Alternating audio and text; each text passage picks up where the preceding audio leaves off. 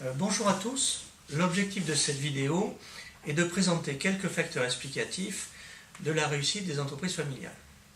En effet, en France, la grande majorité des entreprises sont des entreprises familiales et patrimoniales. Quels sont finalement les facteurs explicatifs de leur réussite? On peut en dénombrer au moins 4. Tout d'abord, la qualité des relations interpersonnelles entre les membres de la famille.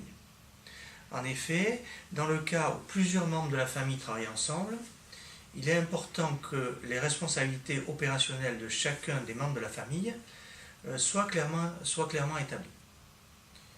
Mais également que progressivement les parents s'effacent un petit peu et laissent de la place aux différents enfants de la famille.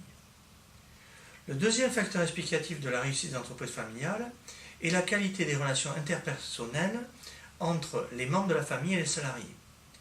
En effet, ces derniers contribuent à la création de valeur de l'entreprise et font quelque part un peu partie de la famille élargie.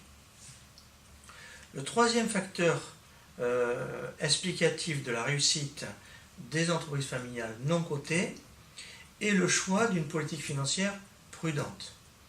En effet, les entreprises familiales ont l'habitude de verser un montant limité de dividendes à leurs actionnaires, le souci principal étant pour ces dirigeants la pérennité de l'entreprise.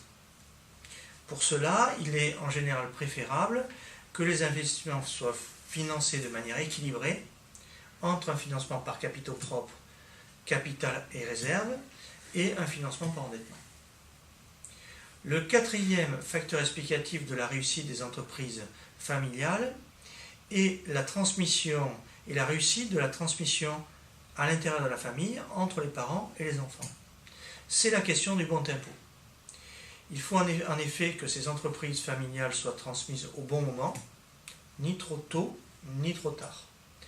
Ni trop tôt, c'est-à-dire il convient de choisir le moment où les enfants ont acquis une maturité professionnelle suffisante pour prendre la direction de l'entreprise, ni trop tard, c'est-à-dire que globalement, il ne faut pas non plus que les parents refusent de se transmettre l'entreprise familiale et, entre guillemets, oublient que leurs enfants aient à un moment donné, dans le cœur de leur vie professionnelle, envie de prendre la suite.